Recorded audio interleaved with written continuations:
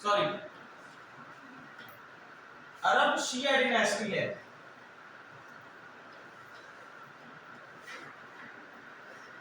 ठीक है, तो बेसिकली हमने कहा था कि आपके जितने भी डिनेस्टीज या वंश हमें शुरुआत में देखने को मिले हैं दिल्ली सल्तनत के अंतर्गत, वो कैसे थे? तुर्क थे या अरबी, इनको हम लोग कह रहे थे। और इसमें जो अब तक हम लोगों ने देखे थे तीन वंश, वो कैसे थे? शिया सॉरी सुन्नी पंथ से बिलोंग करते थे। जबकि हमारा सैयद वंश जो है ये किस पंथ से बिलोंग कर रहा है? शिया पंथ से बिलोंग कर रहा है। ये हम फैक्ट ऑलरेडी पहले देख चुके हैं। ठीक है, आगे हम बात करेंगे इस डायनेस्टीज में कौन कौन से रूलर्स हैं, आपके शासक कौन है। इस शासक वंश के प्रमुख शासक हम लोग पहला शासक पढ़ेंगे तो संस्थापक भी है खिज्र खान 14 से 1421 तक। इसके बाद नेक्स्ट आपका रूलर है Mubarak Shah 1421 to 1434 AD. Next आपका मोहम्मद शाह है 1434 टू 1445। लिखने की आवश्यकता नहीं, आपके मोबाइल फोन्स पे ये फाइल मैंने ऑलरेडी सेंड कर दी है। ठीक है, तो वहां से आप उसको देख सकते हैं।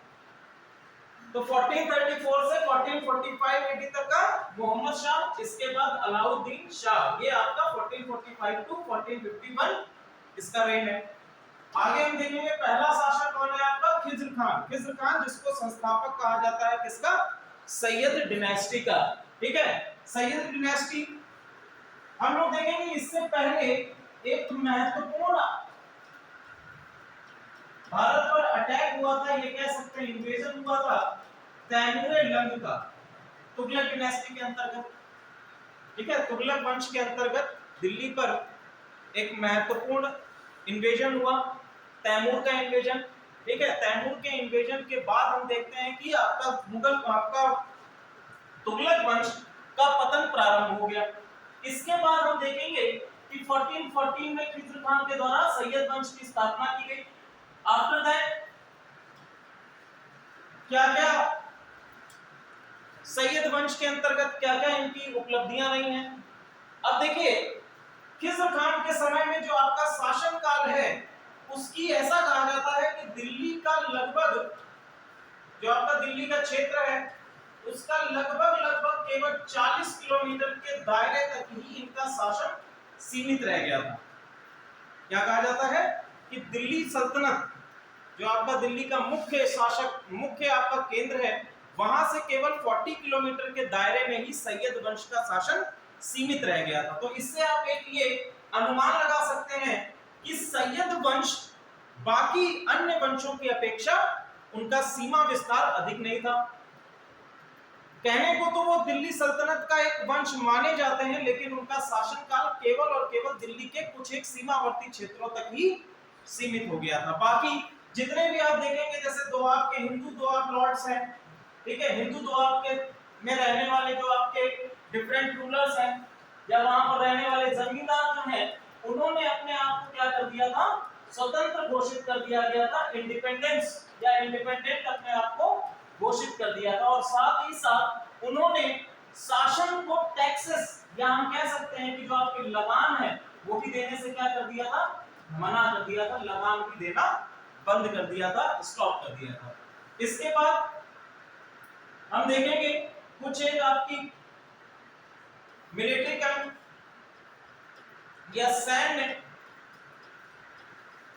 उपलब्धियां हैं, जिसमें कि गुजरात, बयाना और ग्वालियर खिज्र खान ने जीते हैं। साथ ही साथ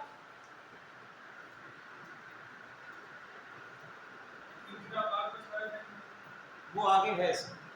ठीक है, इसके बाद हम देखेंगे कि खिज्र खान की आर्मी मार्च अगेंस्ट सरहिंद के क्षेत्रों और साथ ही साथ वहां पर अपने आप को ट्रिब्यूट करवाता है, पे एनुअल ट्रिब्यूट सरहिंद का जो शासक है। ठीक है, ये आपकी खिज्र खान की उपलब्धियों में। खिज्र खान की डेथ होती है 20 मई 1421 और उसके बाद उसका बेटा मुबारक शाह सक्सीड करता है, शासक बनता है। Mubarak Shah second ruler of Sayyid dynasty, Khizr Khan के बाद सैयद वंश के शासन पर बैठता है, दिल्ली सल्तनत के शासक के तौर पर सैयद वंश में बैठता है। अब देखिए कौन कौन सी इसकी उपलब्धियां हैं। पहला, जितने भी आपके रिबेलियस, यहाँ अभी हम लोगों ने देखा कि तुगलक वंश के पतन के बाद जो एक सेंट्रलाइज शासन व्यवस्था थी वो पूरी तरह से भंग हो चुकी थी, चाहे वो आपका बंगाल का प्रांत हो या फिर आप मालवा का रीजन हो, राजपूताना क्षेत्र है, इन सभी जगह पर जो होल्ड आपका दिल्ली सल्तनत का था वो होल्ड अब पूरी तरह से समाप्त हो चुका था। ऐसी स्थिति में हम देखते हैं कि जगह जगह पर क्या है, रिबेलियंस या विद्रोह की स्थिति है, उनको दबाने का ये प्रयास कर रहा है, विद्रोह को दबाने का प्रयास कर रहा है। यहां पर देखिए भटिंडा जो आपका रीजन है, भटिंडा पंजाब के क्षेत्र में है,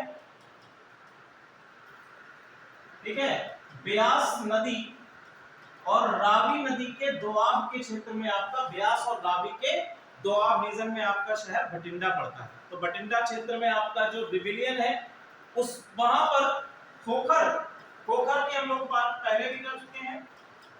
खोखर आपकी क्या है, एक जनजाति है, और किस प्रकार की जनजाति है, ये लूट मार करने वाली जनजाति है। अलग अलग आप लोग देखेंगे कि डिफरेंट डायनेस्टीज के अंतर्गत खोखर जनजाति के विद्रोह देखने को मिलेंगे, ठीक है। खिलजी वंश के दौरान हमने देखा था कि खोखर जनजाति या कई सारी जनजातियां जो आपकी लूट मार करने वाली जनजातियां हैं उनको अलाउद्दीन खिलजी के द्वारा सप्रेस करने का प्रयास किया गया था, ठीक है। तो खोखर जनजाति का विद्रोह आपका कहां पर, भटिंडा के दोआब क्षेत्र में हो रहा है, उसको दबाने का, सप्रेस करने का प्रयास कर रहा है। अब देखिए इसने उपाधि कौन सी धारण करी है, ये उपाधि धारण कर रहा है मुइजुद्दीन मुबारक शाह, ठीक है, मुइजुद्दीन मुबारक शाह की उपाधि इसने धारण करी है, मुइजुद्दीन मुबारक शाह, ठीक है। साथ ही साथ अपने ऑनर में इसने कॉइन्स भी इशू कराए हैं, ठीक है।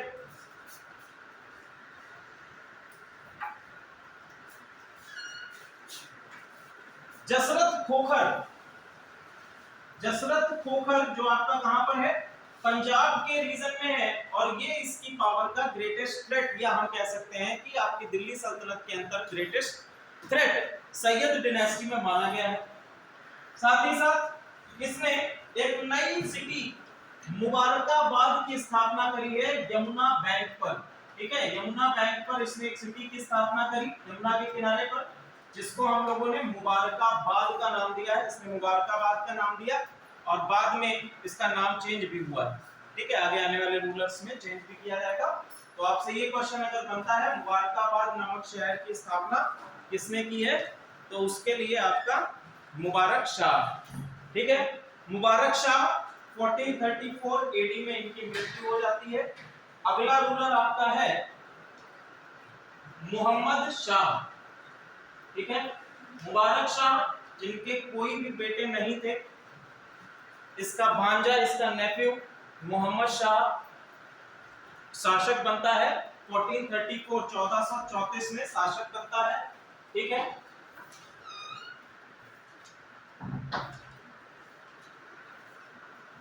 और इनके वजीर है सरवर अल मुल्क, ठीक है, सरवर अल मुल्क इनके वजीर हैं। और ये मोहम्मद बिन फारिद या मोहम्मद शाह को अपॉइंट करते हैं सैयद वंश के अगले शासक के तौर पर।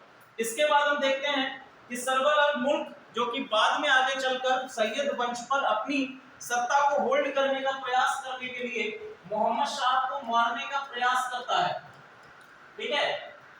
हम देखते हैं कि लेटर सरवर अल मुल्क प्लॉटेड टू किल सुल्तान, यानी कि सुल्तान को मारने का प्रयास किया, लेकिन सुल्तान को इसकी जानकारी पहले ही मिल गई और उसने सरवर अल मुल्क का ही कत्ल करवा दिया। और इसके बाद जो एक पपेट रूलर था मोहम्मद शाह, इसके अंतर्गत सरवर अल मुल्क के अंतर्गत, सरवर अल मुल्क वजीर है, ये इतना महत्वपूर्ण शासक नहीं है, इतना महत्वाकांक्षी शासक नहीं है, कमजोर शासक है, वीक रूलर है। तो क्या होगा, वजीर अपनी पावर को, अपनी शक्ति को बढ़ाने का प्रयास करेगा, और इस प्रयास के लिए उसने क्या किया, इसको कत्ल करने का प्रयास किया, इसको मारने का प्रयास किया, इसको पहले ही पता चल गया और उसको सरवर अल मुल्क को पहले ही इसने मरवा दिया, ठीक है। यहाँ पर नेक्स्ट थ्रेट हम लोग देखते हैं सुल्तान ऑफ मालवा। मालवा क्षेत्र में जो सुल्तान है कौन है, महमूद शाह, ठीक है, महमूद शाह दिल्ली की तरफ कूच करने का प्रयास करता है। ठीक है, महमूद शाह यहां पर आपका सरहिंद में कमांडर जो है बहलोल लोधी बैठा है। तो महमूद शाह जब दिल्ली की ओर कूच करने का प्रयास करता है तो उसको लगता है कि अब हम दिल्ली नहीं पहुंच पाएंगे, दिल्ली पर विजय नहीं हासिल कर पाएंगे, तो क्या करेगा, सहायता प्राप्त करेगा। तो किसकी सहायता प्राप्त करी, सरहिंद का कमांडर है बहलोल लोधी। तो बहलोल लोधी की सहायता प्राप्त करता है और अपना इन्वेजन आगे बढ़ाता है। सुल्तान महमूद शाह बहलोल लोधी के साथ में अटैक करता है दिल्ली पर और दिल्ली पर अपनी सत्ता स्थापित करता है। अब देखिए, दिल्ली पर विजय होने के बाद जो आपका दिल्ली का शासक उस समय पर है महमूद शाह, मोहम्मद शाह जो आपका शासक है, ये क्या होती है, यहाँ पर एक संधि या एक ट्रीटी हो जाती है। इस विजय के बाद एक ट्रीटी होती है, संधि होती है, और संधि के बाद अगला शासक बनता है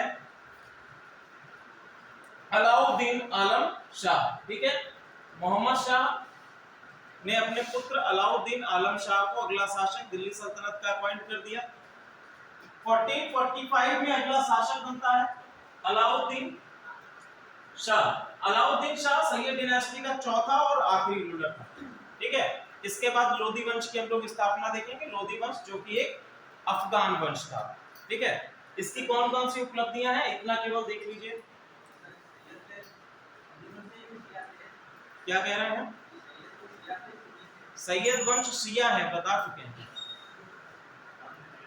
हाँ, आप ले बैठ। ये तो पहले भी डिस्कस हम लोग कर चुके हैं कि जो आपके शुरुआत की तीन डिनेस्टीज हैं, ये तीन डिनेस्टीज बेसिकली सुन्नी पंथ से बिलोंग करती थी, जबकि आपकी सैयद डिनेस्टी शिया वंश से बिलोंग करती है, और आपका अंतिम लोधी डिनेस्टी जो है ये अफगान वंश से बिलोंग करती है। ठीक है, अफगानी से।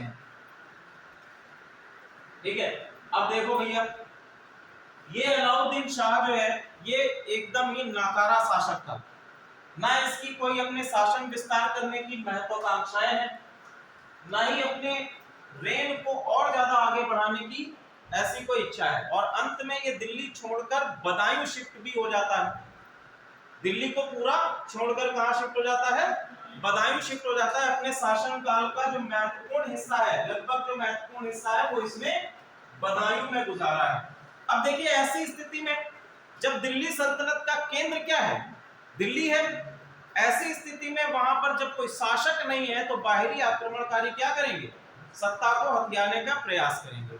तो ऐसी इनकम्पिटेंस स्थितियों में हम देखते हैं कि बहलोल लोधी जो लाहौर और सरहिंद का कमांडर था, इसने क्या किया, लोधी वंश की स्थापना दिल्ली सल्तनत के अंतर्गत की। ठीक है, अब देखिए 1451 में बहलोल लोधी के द्वारा लोधी वंश की स्थापना की गई। अगला महत्वपूर्ण आपका वंश है दिल्ली सल्तनत के अंतर्गत लोधी वंश। उससे पहले सैयद डायनेस्टी या सैयद वंश के प्रशासनिक उपलब्धियां, सैयद वंश का प्रशासन।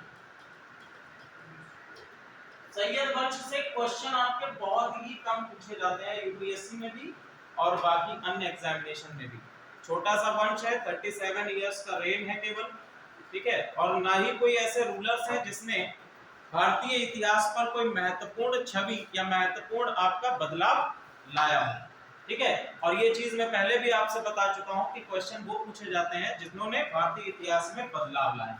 ठीक है, अब देखो, जैसा कि सभी शासनों में होता है, जैसा कि आप लोगों ने ज्यादातर डिनेस्टीज में देखा है कि जब सेंट्रलाइज्ड डिनेस्टी होती है तो उसका महत्वपूर्ण या आप कह सकते हैं मुखिया या मुख्य शासक कौन होता है, जो आपका सुल्तान है। दिल्ली सल्तनत के अंतर्गत जो सारी शक्तियां हैं किसके पास है, सुल्तान के पास है। सेम चीज आपकी सैयद डिनेस्टी में भी देखने को मिलेगी कि सैयद डिनेस्टी में किंगशिप वाज हाईली सेंट्रलाइज्ड। जो आपका राज्य है वो क्या था, पूर्ण रूप से केंद्रीकृत था, और सभी शक्तियां किसके अंतर्गत हैं, शासक के अंतर्गत है, सुल्तान के अंतर्गत है। He was the absolute authority. Clear है यहां तक? आगे हम देखेंगे Syed dynasty has well planned administration, इनका जो प्रशासन था वेल प्लान्ड था, पूर्ण रूप से नियोजित था, और साथ ही साथ डिफरेंट मिनिस्टर्स, अलग अलग मंत्रियों का गठन किया गया था, मंत्रिमंडल, और मंत्रियों को अपॉइंट किया गया था। कौन कौन से हैं? देखिए, सबसे पहला आपका है सुल्तान। सुल्तान क्या है? आपका शासन का मुखिया है, ठीक है, जो आपका शासन है उसका मुखिया क्या है? सुल्तान है, या जिसको हम लोग हेड ऑफ स्टेट कह रहे हैं, जिसके ऊपर किसी प्रकार के कोई प्रतिबंध नहीं है और सभी शक्तियां सुल्तान में रहती हैं, निहित है। अगला है नाइब, या जिसको हम लोग नायब बोलते हैं, ठीक है, नायब, ठीक है। नायब एक ऐसी पोजीशन है, जैसा कि आप मुगल वंश में जिस प्रकार के वजीर पढ़ेंगे, ठीक है, तो ये ऐसी पोजीशन है जिसको कंपेयर किया गया है सुल्तान की शक्तियों से। नेक्स्ट है आपका वजीर। वजीर स्टेट के प्राइम मिनिस्टर के तौर पर जाना गया, किससे? जैसे प्रधानमंत्री होता है उसी प्रकार से आपका वजीर को समतुल्य बताया गया, और मोस्टली वजीर क्या करते हैं? फाइनेंशियल डिपार्टमेंट सैयद डायनेस्टी के अंतर्गत देख रहे हैं, ठीक है।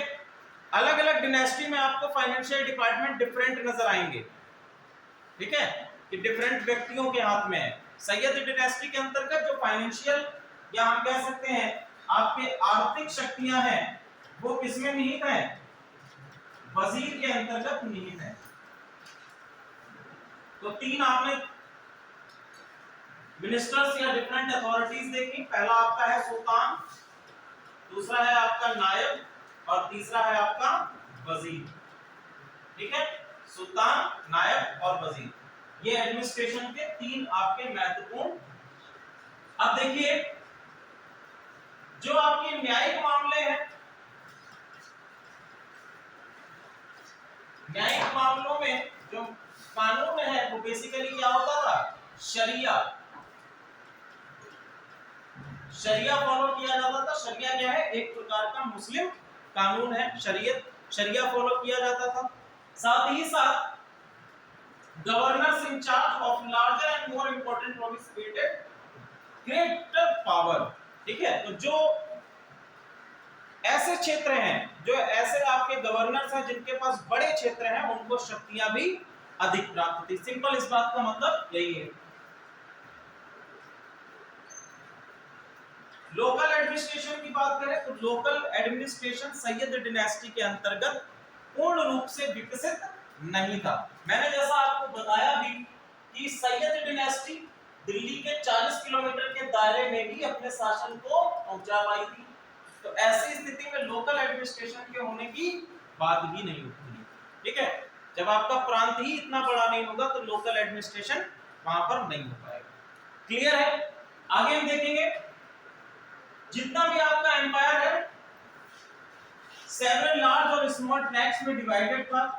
कौन कौन से? जैसे आपके इक्ता हैं, जिनको हम लोगों ने क्या नाम दिया गया है? इक्ता नाम दिया गया है। इक्तेदारी व्यवस्था ऑलरेडी हम लोग डिस्कस कर चुके हैं। यहां तक कोई डाउट? आगे बढ़े, चलिए।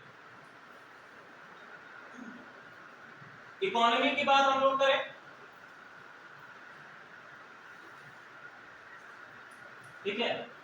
इकोनॉमी की बात करें, अगर हम लोग अर्थव्यवस्था की बात करें, सैयद डायनेस्टी के अंतर्गत अर्थव्यवस्था की बात करें, तो जब छोटा शासन होगा तो अर्थव्यवस्था क्या होगी? डिक्लाइन कर जाएगी, ठीक है। अर्थव्यवस्था क्या होगी? डिक्लाइन कर जाएगी। एक इकलौता रूलर है मुबारक शाह, जिसने कि सिक्के चलाए हैं। बाकी ऐसा कोई रूलर नहीं है जिसने कि अपने, जब देखो इकोनॉमी ज्यादा मजबूत होती है तो शासक भी सिक्के चलाने की परंपरा को आगे बढ़ाते हैं। जैसे कि आप देखेंगे गुप्त वंश में आपने देखा होगा, तो गुप्त वंश में लगभग प्रत्येक शासक ने डिफरेंट टाइप्स ऑफ कॉइन्स चलाए हैं, ठीक है, यानी कि अपने नाम के सिक्के चलाए हैं। आगे जब आपका मुगल काल आएगा तो मुगल काल में भी देखेंगे कि सिक्कों पर अपना नाम या अपनी प्रतिलिपि या अपनी छवि को छपवाने का काम भी मुगल शासकों द्वारा किया गया है। ऐसा कुछ इस डायनेस्टी के अंतर्गत देखने को नहीं मिलता, और कारण क्या है? इस डायनेस्टी का स्वरूप बहुत ही छोटा होना, या इसका शासन जो है बहुत ही छोटे स्तर पर होना, ये ही सबसे महत्वपूर्ण है। तो इनके शासनकाल में ट्रेड, कॉमर्स या इकोनॉमिक एक्टिविटीज ज्यादा फलीभूत नहीं हो रही थी, थ्राइव नहीं हो रही थी। क्लियर है? आगे हम बात करेंगे एक आपका कॉर्न ड्यूटी या जिसको हम कहेंगे मक्का कर। मक्का कर ये डिनेस्टीज, ये सैयद डिनेस्टी के द्वारा लगाया गया था और लोधी डिनेस्टी के द्वारा इसको क्या कर दिया गया, हटा दिया गया, इसको रिमूव कर दिया, इसका उन्मूलन कर दिया गया। तो ये फैक्ट आपके लिए इंपॉर्टेंट है। एक प्रकार का मक्का कर जिसको किसके द्वारा लगाया गया था, सैयद डिनेस्टी के द्वारा अप्लाई किया गया था और इसको हटाया किसने है, लोधी वंश के द्वारा हटाया गया। क्लियर है? तो अगर आपसे एग्जामिनेशन में क्वेश्चन बनता है तो सैयद डिनेस्टी ने लगाया और लोधी डिनेस्टी ने इसको हटाने का काम किया। आगे हम बात करेंगे दक्कन का जो क्षेत्र है, दक्कन का जो क्षेत्र है यहाँ पर आपका बेसिकली मैरीटाइम कॉमर्स रूट है। ये दक्कन का मैप आप लोगों ने देखा है। दक्कन का रीजन आप लोग समझ पा रहे हैं कौन सा है, आपका विंध्याचल पर्वत श्रेणी के जस्ट नीचे से आपका दक्कन का रीजन शुरू होता है, महाराष्ट्र। अब महाराष्ट्र जो आपका है पश्चिमी तट पे आ रहा है, तो तटीय क्षेत्र होने के कारण मैरीटाइम कॉमर्स या हम कहेंगे जो आपका समुद्री व्यापार है इन क्षेत्रों से अधिक होगा। ठीक है? अब देखो जब हमने यही कह दिया कि दिल्ली के क्षेत्र तक ही ये सीमित है तो मैरीटाइम कॉमर्स की कोई बात यहाँ पर नहीं होगी, ये ट्रेड रूट्स यहाँ पे कट हो जाएंगे। ठीक है? तो बेसिकली सल्तनत finally fell apart as a result of poor economy, और यही एक महत्वपूर्ण कारण भी बनता है लोधी सैयद डिनेस्टी के डाउनफॉल का। ठीक है? कि इनकी अर्थव्यवस्था भी इतनी मजबूत नहीं थी। रीजंस की अगर हम बात करें तो रीजंस सबसे पहला क्या है कि इनके जितने भी रूलर हैं, बेसिकली 4 रूलर इसमें आते हैं, चारों रूलर महत्वाकांक्षी नहीं थे, वीक थे, कमजोर रूलर्स हैं, अर्थव्यवस्था इनकी कमजोर है। ठीक है? तैमूर के आक्रमण के बाद जो वैभव है या हम कह सकते हैं कि एक सत्ता का जो वैभव होता है, शासक का जो वैभव होता है वो पूरी तरह से समाप्त हो चुका था। तो ऐसी परिस्थितियों में एक मजबूत राजवंश को फिर से एस्टैब्लिश करना दिल्ली के क्षेत्र में ये बहुत ही बड़ी एक समस्या थी और दिल्ली सल्तनत के अंतर्गत सैयद वंश ने इस मामले में अपने आप को फलीभूत नहीं कर पाया। यानी इसके बाद अपनी तैमूर का जो इन्वेजन हुआ उससे जो एक दाग दिल्ली सल्तनत पर लगा उसको सैयद वंश पूरी तरह से मिटा नहीं पाया। अगला वंश हम लोग लोधी वंश पढ़ेंगे तो कुछ समय तक, एक लंबे समय तक आपको बहलोल लोधी या सिकंदर लोधी देखने को मिलेंगे, लेकिन उन्होंने भी एक मजबूत किंगडम या हम कह सकते हैं कि जो पहले 3 वंश थे उनके मुकाबले अपने आप को एस्टैब्लिश नहीं कर पाया। ठीक है? अगला जो है रिवोल्ट्स या हम कह सकते हैं कि जो आपके प्रांतीय स्तर पर होने वाले विद्रोह हैं उनको भी ये दबाने में सक्षम नहीं होते हैं। ठीक है? तो ये सभी कारण आपके हैं। एक आपका इसमें खोखर रेबेलियन भी है, खोखर विद्रोह भी है, ये भी एक कारण है। अर्थव्यवस्था का मजबूत ना होना, ये भी सारे कारण आएंगे।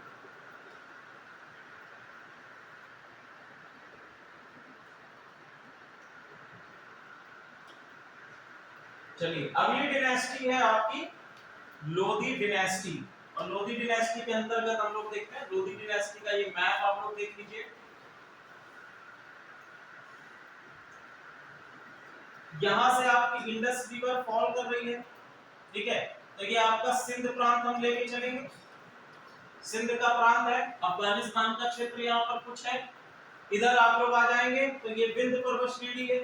ये राजस्थान और गुजरात का क्षेत्र अगर हम छोड़ दें, राजस्थान और गुजरात के क्षेत्र में यहाँ पर अभी क्या है, राजपूत हैं। ठीक है? राजपूत हैं। यहाँ पर भी हम देखेंगे डिफरेंट किंगडम्स, जैसे आपका विजयनगर किंगडम्स, विजयनगर है, बहमनी है, ये सभी किंगडम्स पूरी तरह से हैं। तो ये जो आपका क्षेत्र है, ये क्षेत्रों में आपका लोधी डिनेस्टी ने शासन किया है। इस मैप में आप लोग आसानी से देख सकते हैं। ठीक है, 1451 से 1526। 1526 में जब मुगल वंश की स्थापना हो गई तब तक का आपका, ठीक है।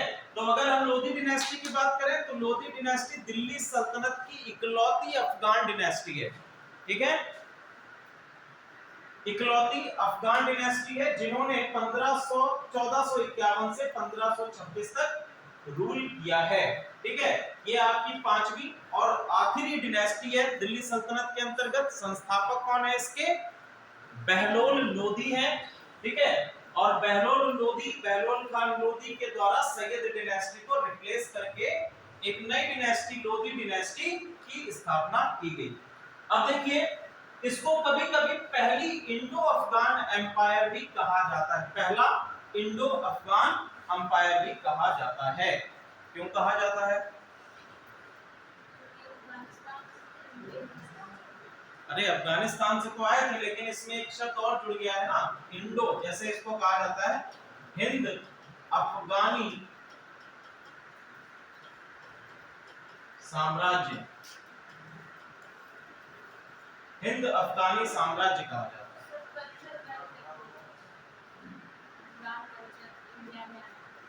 देखो, इसका जो टाइम पीरियड हम लोग लेते हैं वो आपने टाइम पीरियड नोटिस किया 1451 टू 1526, ये हम लोग लेते हैं।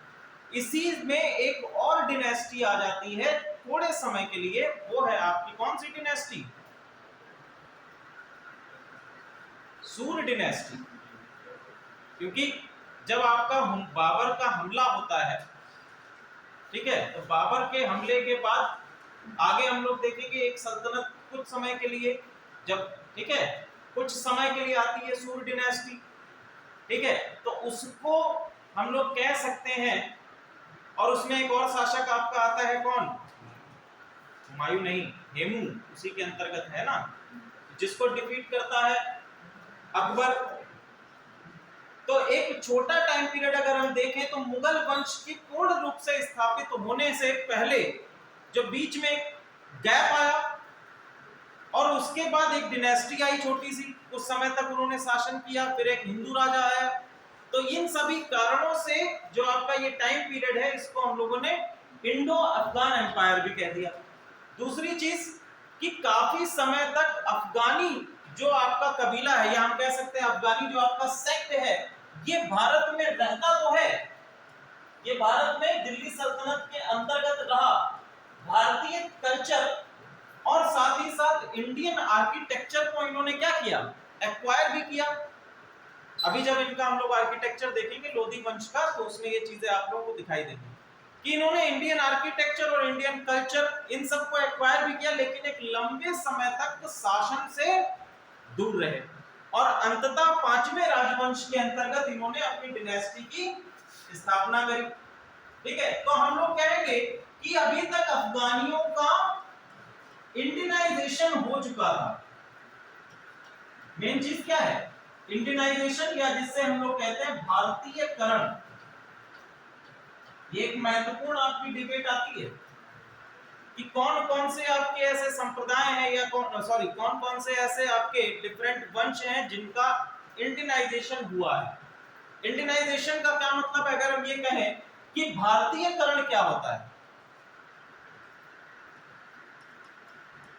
हमने कहा कि भारतीयकरण, जैसे अगर हम ये कहें कि सबसे पहला जो आपका इंपॉर्टेंट आक्रमण हुआ है, जैसे मोहम्मद गोरी ने आक्रमण किया, ठीक है, तो गोर डिनेस्टी, गोर आपका जो आपका संप्रदाय गोर वंश था, तो क्या ये कह सकते हैं कि मोहम्मद गोरी या गोर डिनेस्टी का इंडियनाइजेशन हुआ है? ठीक है, तो ये हम नहीं कह सकते हैं। हाँ, ये कह सकते हैं कि भारत में तुर्कियों और अफगानियों का इंडियनाइजेशन हुआ। जैसे अगर अकबर की बात करें तो अकबर भी तो तुर्की ही था, ठीक है, हालांकि उसकी माता जो है वो चंगेज खां के वंश से बिलोंग करती थी, लेकिन चूंकि पिता तुर्की वंश से बिलोंग करता था तो हम उसको क्या मानेंगे? तुर्की मानेंगे। तो अकबर के समय में हम कहेंगे कि इनका इंडियनाइजेशन हुआ है, या इंडियनाइजेशन तुर्कियों का हम लोग पहले ही देख सकते हैं। जब आप लोगों ने स्लेव डिनेस्टी को देखा तो स्लेव डिनेस्टी ने भी भारत में अपनी सत्ता को स्थापित किया, उन्होंने भी अपने मुगल आर्किटेक्चर में इंडियन आर्किटेक्चर को सम्मिश्रण किया है, तो इसके बेसिस पर हम कह सकते हैं कि उनका भी इंडियनाइजेशन हुआ है। तो बेसिकली भारतीयकरण को हम लेकर कहेंगे कि यहां पर इंडो अफगानी रूल बताया है। क्लियर है? आगे हम लोग बात करते हैं लोधी डिनेस्टी के बारे में। लोधी डिनेस्टी क्या इनका बैकग्राउंड रहा है? तो अभी हमने जैसे कहा था कि बहलोल लोधी जो कि आपका लाहौर और सरहिंद का गवर्नर था, ठीक है, कहां पर है? बहलोल लोधी लाहौर और सरहिंद, सैयद वंश के अंतर्गत ये लाहौर और सरहिंद का गवर्नर था, ठीक है। इसको जब सैयद डिनेस्टी पूरी तरह से कमजोर हो चुकी थी, तो इसको ऐसा मौका प्राप्त हुआ कि ये दिल्ली सल्तनत पर एक नए वंश की संस्थापना कर सके, लोधी वंश के तौर पर, और इसने ऐसा ही किया, ठीक है। अब देखो, इसने टाइटल 1451 में वंश की स्थापना करता है, और इसने टाइटल ग्रहण करी है बहलोल शाह गाजी की। कौन सा टाइटल है? इसकी उपाधि क्या है? बहलोल शाह गाजी, ठीक है। इसने उपाधि ग्रहण की है किसकी? बहलोल शाह गाजी, ठीक है। इसके बाद जुलाई 1489 बहलोल शाह लोधी के बाद इसका दूसरा बेटा सिकंदर लोधी शासक बनता है, ठीक है। अब देखते हैं पहला शासक आपका कौन सा है।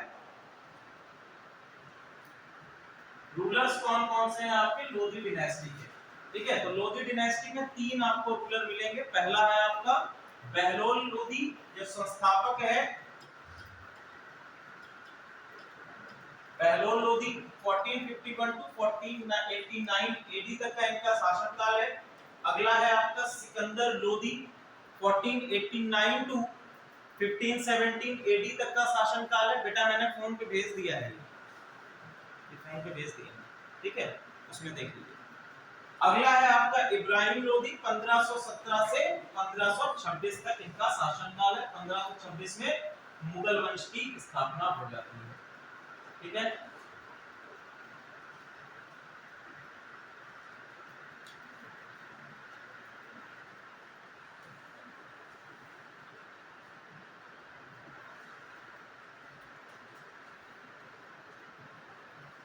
कहां चला गया?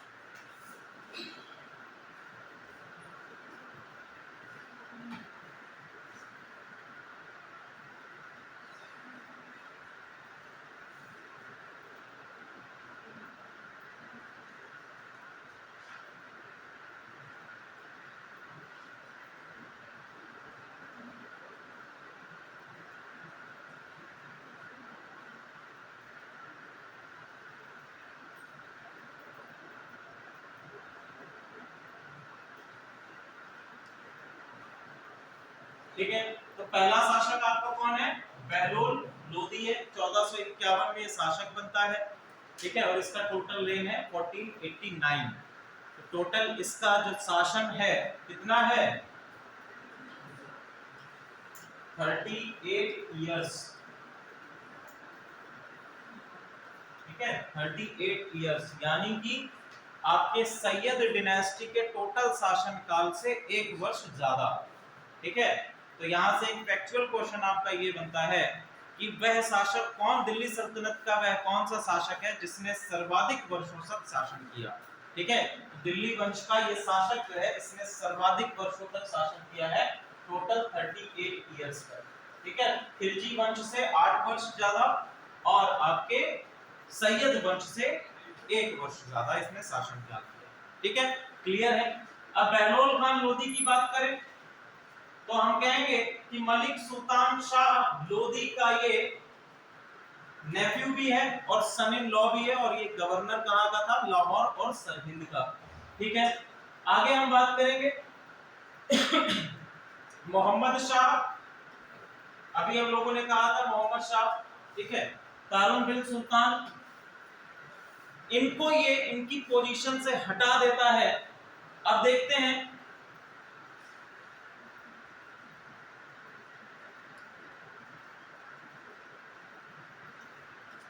अभी हम लोगों ने ये देखा था कि सैयद वंश का एक शासक है मोहम्मद शाह, ठीक है, और आपका एक शासक है मालवा रीजन का महमूद शाह, ठीक है, महमूद शाह। तो ध्यान दीजिएगा कि महमूद शाह के बारे में भी हम लोगों ने पढ़ा था कि महमूद शाह वह व्यक्ति था जिसने कि बहलोल लोधी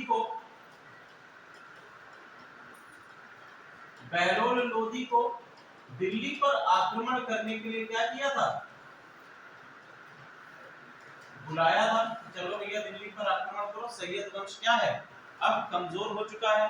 तो यहीं से इनकी कहानी शुरू होती है कि Mohammad Shah elevated him to the position of तारुन बिन सुल्तान।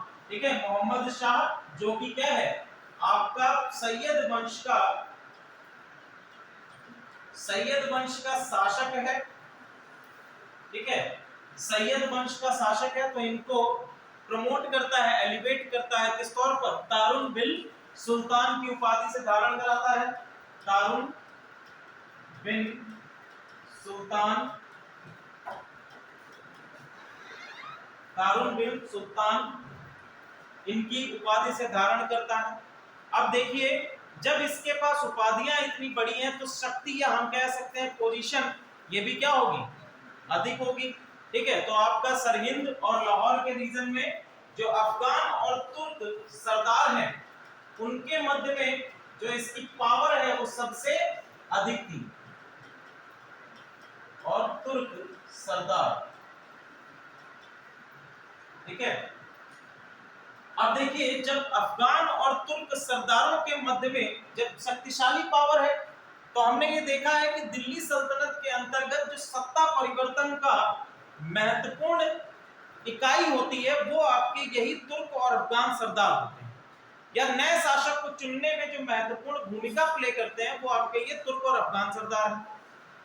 तो ये भी एक महत्वपूर्ण कारण रहा कि इन्होंने बहलोल खान लोधी को सत्ता सौंपने का कार्य किया है। साथ ही साथ जो उसकी जील है, या हम कह सकते हैं महत्वाकांक्षाएं हैं, इसने भी एक महत्वपूर्ण रोल प्ले किया कि वो बहलोल लोधी वंश की स्थापना दिल्ली सल्तनत के अंतर्गत कर सके। आगे हम बात करते हैं कि बहलोल खान लोधी दिल्ली सल्तनत में अप्रैल 1459 का शासक बनता है। ठीक है, सैयद डिनेस्टी का आखिरी शासक आपका अलाउद्दीन आलम शाह। ठीक है, आगे हम बात करें जो महत्वपूर्ण घटनाएं हैं इनके, सबसे पहला जौनपुर, कॉन्क्वेस्ट ऑफ जौनपुर, या हम कह सकते हैं कि जौनपुर का कॉन्क्वेस्ट के क्या कहेंगे? क्या? अधिग्रहण। ठीक है, तो सबसे पहला कार्य क्या करता है? जौनपुर को अधिग्रहित करता है, जौनपुर को जीतता है और उसको अपने शासन काल में मिलाता है।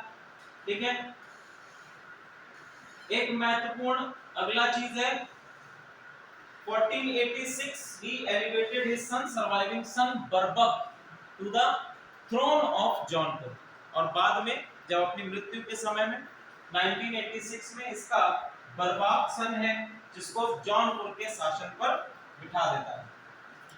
नेक्स्ट है सिकंदर लोधी।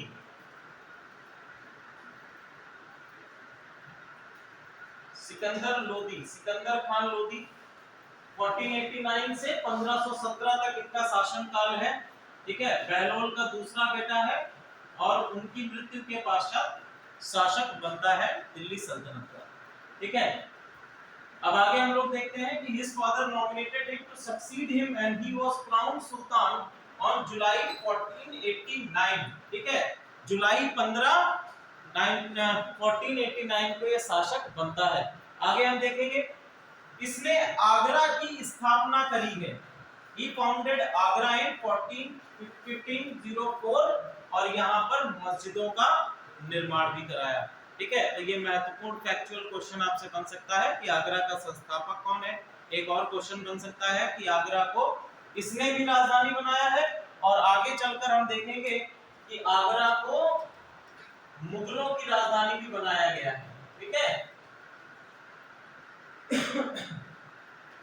नेक्स्ट हम लोग देखेंगे He curbed the individualistic tendencies of Pashtun nobles by requiring them to submit their account to state audit। ठीक है, पश्तून नोबल्स, पश्तून जो है देखिए बेसिकली एक पंथ है, या हम कह सकते हैं कि संप्रदाय है, या बेसिकली एक जनजाति के तौर पर हम लोग देखते हैं जो अफगानिस्तान के क्षेत्रों में जो आपका पश्तून रीजन है वहां से बिलोंग करती है। ठीक है, तो ये बेसिकली सरदारों के तौर पर अपॉइंट किए जाते थे दिल्ली सल्तनत के अंतर्गत। तो इनकी जो इंडिविजुअलिस्टिक टेंडेंसीज थी, या हम कह सकते हैं कि ये पूर्ण रूप से क्या थे, व्यक्तिगत रूप से रहते थे, और इन पर किसी भी प्रकार का होल्ड नहीं रहता था शासक का। तो इसने इस चीज को समाप्त कर दिया और इनसे कहा कि जो भी आपके अकाउंट्स हैं, जो भी आपके कर वगैरह के जितने भी राजस्व के अकाउंट्स हैं, वो सभी आप ऑडिट के लिए शासक को जमा कराएंगे। ठीक है, साथ ही साथ एडमिनिस्ट्रेशन में जो एक डिसिप्लिन लाने का कार्य भी इनके द्वारा किया गया। नेक्स्ट अगला शासक है आपका इब्राहिम लोदी।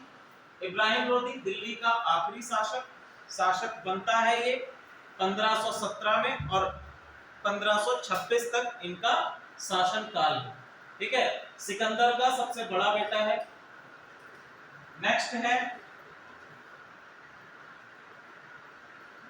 इब्राहिम लोदी के शासन काल में क्या क्या चीजें हो रही हैं उसको हम समझने का प्रयास करते हैं।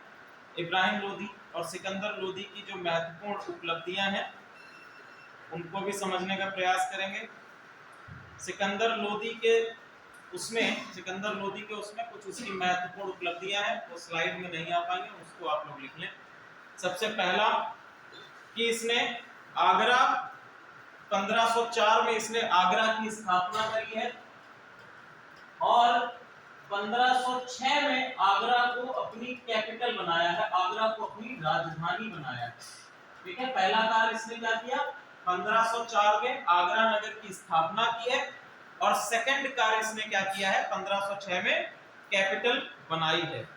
ठीक है, एक और इंपॉर्टेंट है, लिखिए गज ए सिकंदरी। गज ए सिकंदरी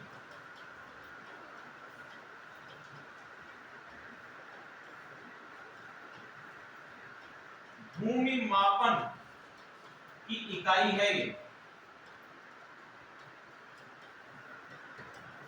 भूमि मापन की ये इकाई है गजे सिकंदरी। इससे पहले भूमि मापन की इकाई दिल्ली सल्तनत के अंतर्गत कब देखी थी हमने? इससे पहले कौन सा शासक था जो भूमि मापन की इकाई लेकर आया था दिल्ली सल्तनत के अंतर्गत? अलाउद्दीन खिलजी। ठीक है, अगला शासक है जो गजे सिकंदरी लेकर आया है, भूमि मापन की इकाई है, और टोटल ये 30 इंच के बराबर होती है। ठीक है, जो गजे सिकंदरी है ये बराबर है, इक्वल है 30 इंच के। क्लियर है? अगला है शहनाई सुनने वाला शासक।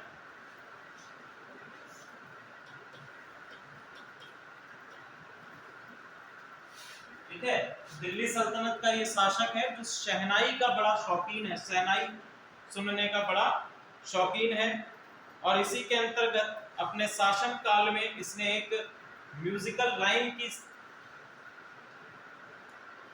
म्यूजिकल राइम को लिखा है लज्जती सिकंदरे शाही, लज्जते सिकंदरे शाही, लज्जत ए सिकंदरे शाही, ठीक है। ये सिकंदर लोधी के अंतर्गत है, लज्जते सिकंदरे शाही, ये इसने लिखा है। और ये बेसिकली क्या है, एक म्यूजिकल कंपोज है, ठीक है। और ये शहनाई पर आधारित है, ध्यान दीजिएगा। क्लियर है?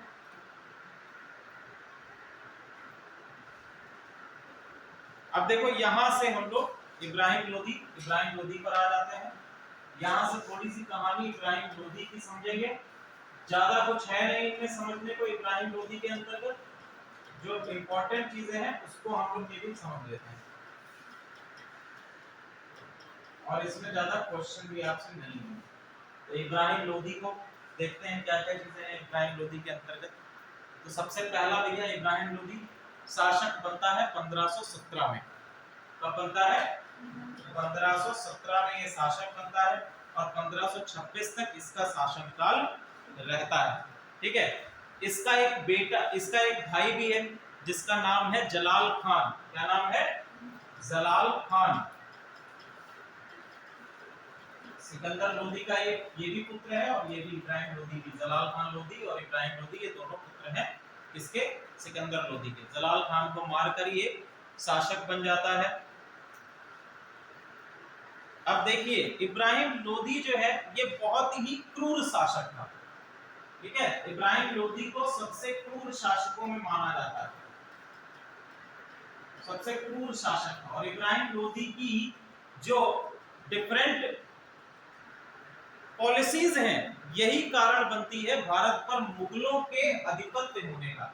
सबसे पहले क्या है, क्रूर शासक कहा गया है। इसका एक बेटा है दिलावर खान लोधी,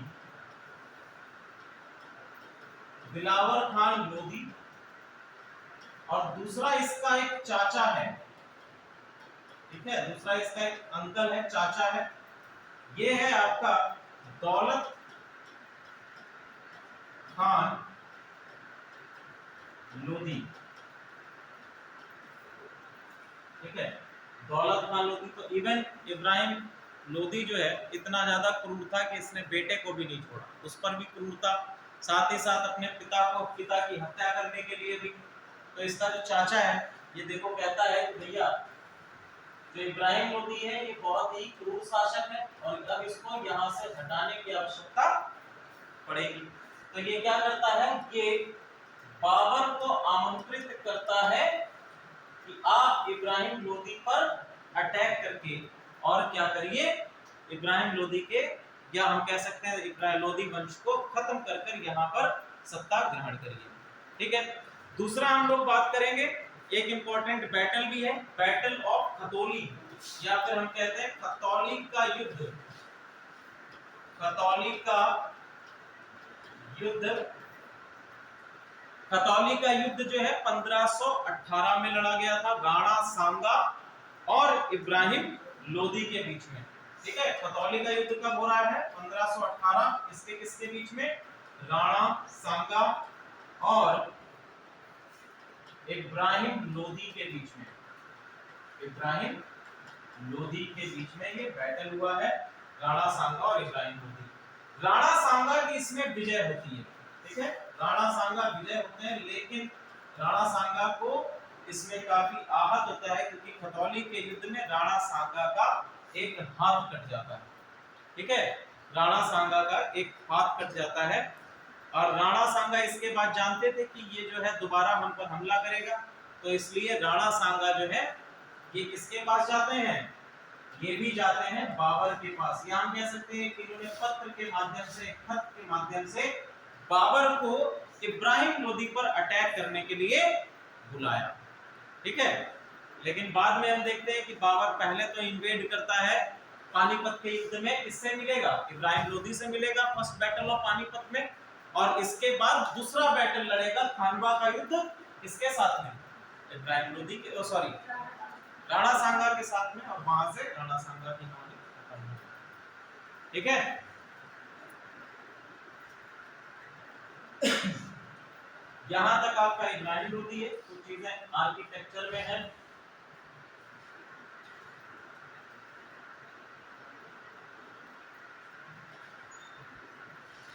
इकोनॉमी तो भैया देखो 32 गजे सिकंदरी भी है इसमें, इसको हम लोगों ने बताया था अभी भी, ठीक है।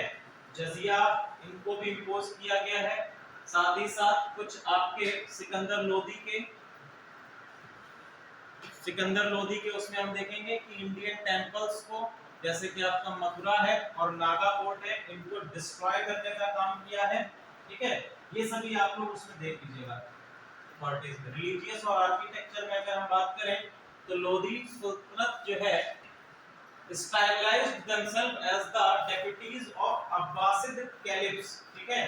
तो हम लोगों ने देखा था कि अब्बासी खलीफा जो आपके थे, जब हम लोगों ने मुस्लिम संप्रदाय के उदय को देखा था, ठीक है, तो वहां पर हम लोगों ने खिलाफत देखी थी सबसे पहले। सबसे पहले आपके आते हैं पैगंबर, पढ़ा था ना हम लोगों ने, ठीक है। पैगंबर ने कहा कि अब हमारे बाद कोई भी पैगंबर नहीं होगा, अब जो भी होगा वो पैगंबर के नाम पर पैगंबर का प्रतिनिधि चुना जाएगा, ठीक है। और पैगंबर का प्रतिनिधि क्या कहा गया? खलीफा कहा गया, और मुस्लिम धर्म का सबसे बड़ा धर्मगुरु खलीफा कहा गया। इसको ही हम लोगों ने क्या कहा? कैलिफ या कैलिफेट, ठीक है। अब कैलिफेट में हम लोगों ने देखा कि शुरुआती 4 आपके खलीफा रहे, ठीक है, जिसमें हम लोगों ने खलीफा अली को देखा, उस्मान देखे, ठीक है, अबू बकर देखे, ठीक है, 4 खलीफा आपके वहां पर है। इसके बाद खलीफा उमर भी है, 4 खलीफा वो हो गए। इसके बाद देखिए खिलाफत जो है, खिलाफत ने डिनेस्टीज का रूप लेना शुरू कर दिया था, जिसमें सबसे पहले हम लोगों ने देखा उमैयद डिनेस्टी आई। उमैयद डिनेस्टी के बाद आपकी अगली डिनेस्टी कौन सी आ रही है? अब्बासी डिनेस्टी। और यहाँ पर जो आपके शासक हैं वो अपने आप को अब्बासी डिनेस्टी या हम लोग कह सकते हैं अब्बासी खिलाफत के अंतर्गत क्या मान रहे हैं? प्रेडिसेस मान रहे हैं, अब्बास उनका प्रतिनिधि मान रहे हैं। क्लियर है? आगे हम बात करेंगे, कैश स्टाइपेंड्स दिया जा रहा है मुस्लिम उलेमाओं को, सूफी सेंट्स को। पहला कौन है? उलेमा, सूफी संत, ठीक है, और साथ ही साथ मोहम्मद क्लेम्ड डिसेंडेंट, जिसको हम लोगों ने एक नाम दिया था अहले बैत। क्या दिया था? अहले बैत। इसका हम लोगों ने क्या बताया था? अहले बैत का मतलब कि जो पैगंबर के डिसेंडेंट होंगे, पैगंबर से रक्त या उनके परिवार से होंगे, उनको हम क्या कहेंगे? अहले बैत कहेंगे।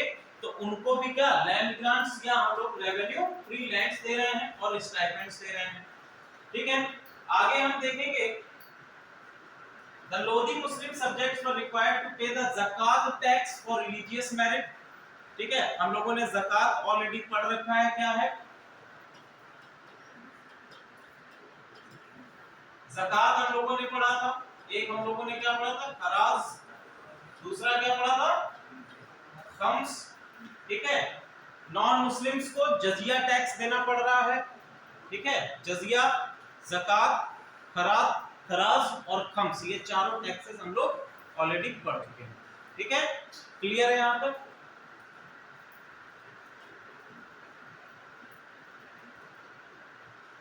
इसके साथ साथ जजिया के साथ साथ जो आपके हिंदू पीपल्स हैं, इनको एक और कर देना पड़ रहा है, जो कि आपका किस नाम से है? पिलग्रिमेज टैक्स, ठीक है। पिलग्रिमेज टैक्स या अपने तीर्थ स्थानों पर जाने के लिए आपको भी कर देना पड़ेगा, ठीक है। पहला आपका जो जजिया है, तो जजिया कर आपका किसके उससे लगता है? जजिया कर किस कारण से लगाया जाता है सर? जजिया कर किस उससे लगाया गया था? मतलब जजिया कर क्या कहा गया है? जजिया कर कैसे डिफाइन आप करेंगे?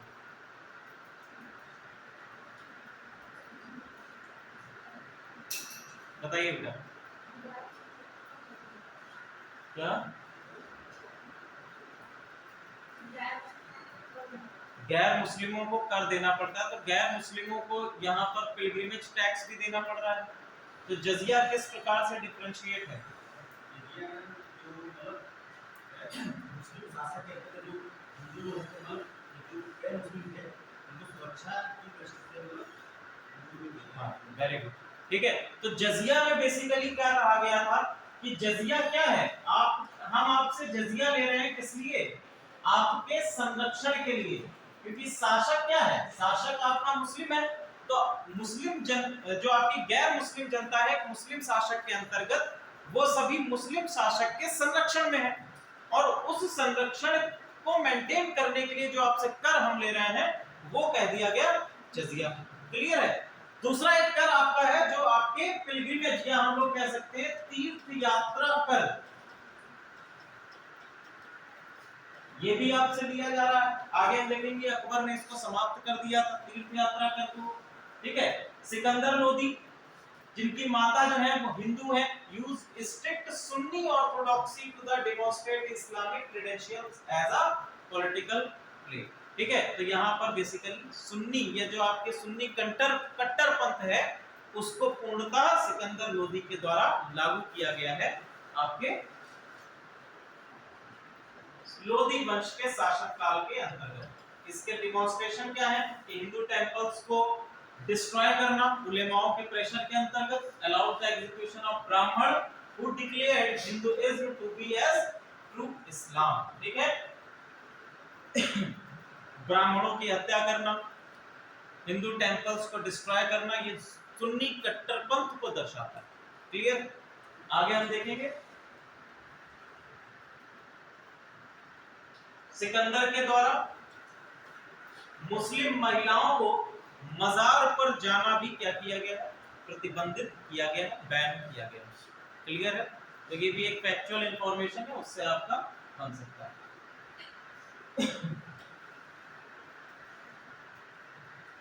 इसके साथ साथ बेसिकली हमने कहा था कि आपका जो महत्वपूर्ण कानून है वो क्या है, शरिया है, और इसके लिए शरिया कोर्ट्स को इस्टेब्लिश किया गया है, ठीक है। शरिया बेसिकली जो कानून है वो किसके लिए, मुस्लिम्स के लिए है, ठीक है। और साथ ही साथ इसने काजी जो कि आपके न्यायिक अधिकारी के तौर पर अपॉइंट किए गए हैं, काजी, और ये दोनों ही इस्लामिक लॉ और साथ ही साथ नॉन मुस्लिम सब्जेक्ट्स पर ही अपना,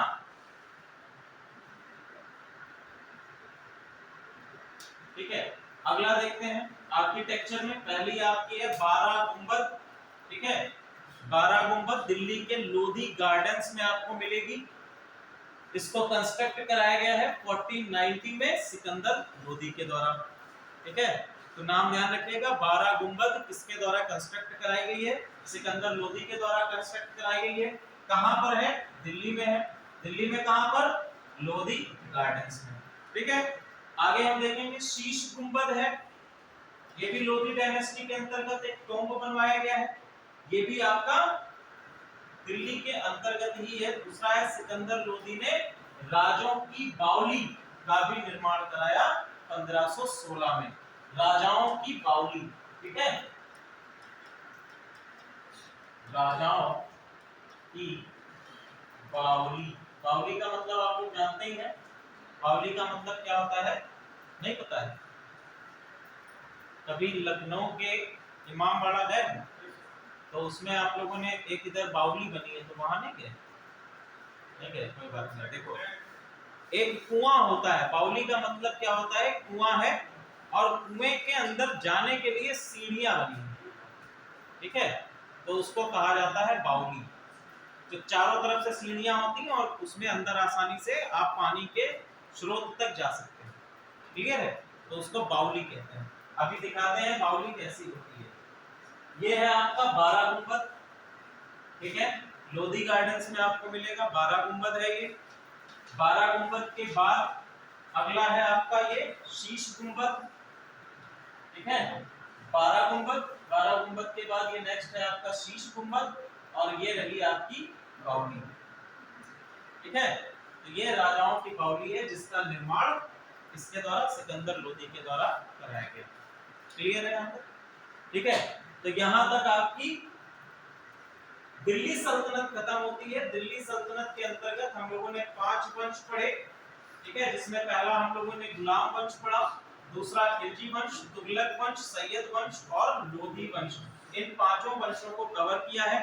जो कोई फैक्चुअल इंफॉर्मेशन मुझसे में छूट गई होगी तो दिल्ली सल्तनत के अंतर्गत हम आपको प्रोवाइड करा देंगे फोन पे। जो भी आप लोग डिवाइसेस यूज कर रहे हैं तो उस पे आप एक्सेस कर पाओगे, या क्लास में कभी टाइम मिलेगा तो हम लोग डिस्कस कर लेंगे। क्योंकि समय काफी कम है, मई में आप लोगों का एग्जाम भी है, कोर्स भी कंप्लीट कराना है, तो इतना खींच के चलना पड़ रहा है, ठीक है।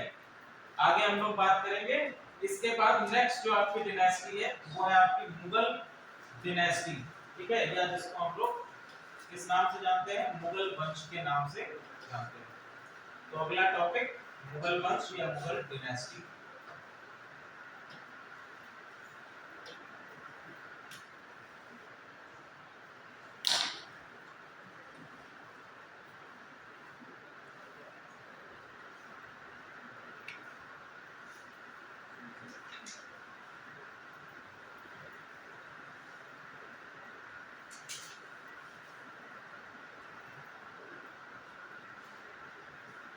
कौन सी मूवी देखने गए थे अभिषेक? बोला है कि बोले हैं? यहाँ पे पिक्चर हॉल है क्या सीतापुर? अच्छा, पहले तो यही सब थे, भरत पैलेस है और गेस्ट हाउस बन गया है, और भी एक दो कई थे बहुत पहले। हाँ, नाम तो नहीं इतना पता है मुझे।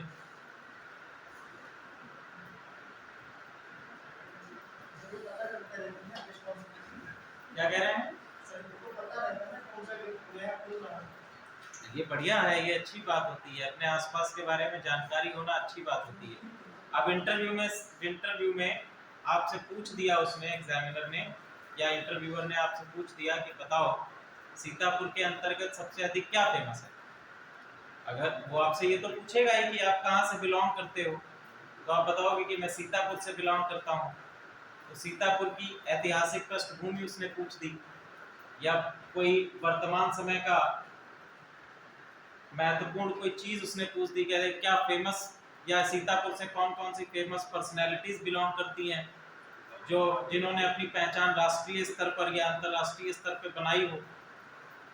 तो जिस जगह से आप बिलोंग करते हैं, जहां पर आप रह रहे हैं, उस जगह को भी अच्छी तरह से जानना ये इंपॉर्टेंट होता है। दूसरा चीज ये है कि जिस कम्युनिटी से आप बिलोंग कर रहे हो उसको भी जानना बहुत आवश्यक होता है। जैसे आप लोग मोबाइल पर देखते होंगे इंटरव्यूज तो अब आते रहते हैं, दृष्टि IAS के और भी कई सारे जो है आते रहते हैं, मॉक इंटरव्यू जो होते हैं बताते रहते हैं। तो उसमें जैसे किसी जनजाति से आप बिलोंग करते हैं, जैसे गोंड जनजाति से बिलोंग करते हैं, किसी अन्य जनजाति से बिलोंग करते हैं, तो ऐसे छात्रों से उनके रिलीजियस प्रैक्टिसेस के बारे में या फिर उनके जो ट्रेडिशंस होते हैं उनके बारे में क्वेश्चन पूछ लिया जाए। बच्चे को नहीं पता है तो नहीं पता, ठीक है। तो अपने बारे में पहले जानना और फिर जो है अपने आसपास के परिवेश को जानना एग्जामिनेशन के लिए बहुत ही इंपॉर्टेंट, ठीक है। लेकिन उससे पहले जो है आप लोग स्टैटिक पोर्शन और अपना जो एग्जामिनेशन पर्सपेक्टिव के जो आने वाला एग्जामिनेशन है उसको जान लो, ज्यादा बेहतर होंगे। पढ़ाई वढ़ाई कर रहे हो कि नहीं, कि केवल यहाँ से क्लास करके चले जाते हैं, घर पे कोई चीज नहीं पढ़ रहे हैं। बाकी सब्जेक्ट के क्या हालात चल रहे हैं, ज्योग्राफी वगैरह में सही आप लोग जा रहे हैं? मतलब जो पढ़ाया जा रहा है उसको छोड़ दीजिए, सेल्फ स्टडी भी आप लोगों के लिए इम्पोर्टेंट है। आपको अपना कोर्स भी तो कंप्लीट करना है। आप यहाँ के भरोसे थोड़ी ना बैठे रहोगे कि यहाँ कोर्स कब कंप्लीट होगा तो हम एग्जामिनेशन देंगे। आप लोग सेल्फ स्टडी भी आप लोगों के लिए इम्पोर्टेंट है। जितना ज्यादा सेल्फ स्टडी करोगे उतना ही ज्यादा रिजल्ट आपको बेटर मिलेगा। क्लियर है? ठीक है, तो ये बात आप लोग बांध लीजिए कि सेल्फ स्टडी इम्पोर्टेंट है। कम से कम वर्तमान समय में आप 4 से 6 घंटे अपने आप को दीजिए सेल्फ स्टडी के लिए, और जिसमें 2 घंटे तो आपके ऐसे होने चाहिए जिसमें आप राइटिंग कर रहे हैं, ठीक है। 2 घंटे एटलीस्ट आप अपनी राइटिंग, अपनी लेखनी को सुधारने का प्रयास करिए। एक भी स्टूडेंट मुझे ऐसा नहीं मिलता है, आ जाइए, एक भी स्टूडेंट मुझे ऐसा नहीं मिलता है जो मेंस का कोई क्वेश्चन लिख के आता हो कि हाँ सर मैंने आज ये क्वेश्चन लिखा है और इसको चेक करने का प्रयास, इसको चेक कर दीजिए, ये मैंने प्रयास किया। अभी तक कोई भी स्टूडेंट ऐसा नहीं मिला।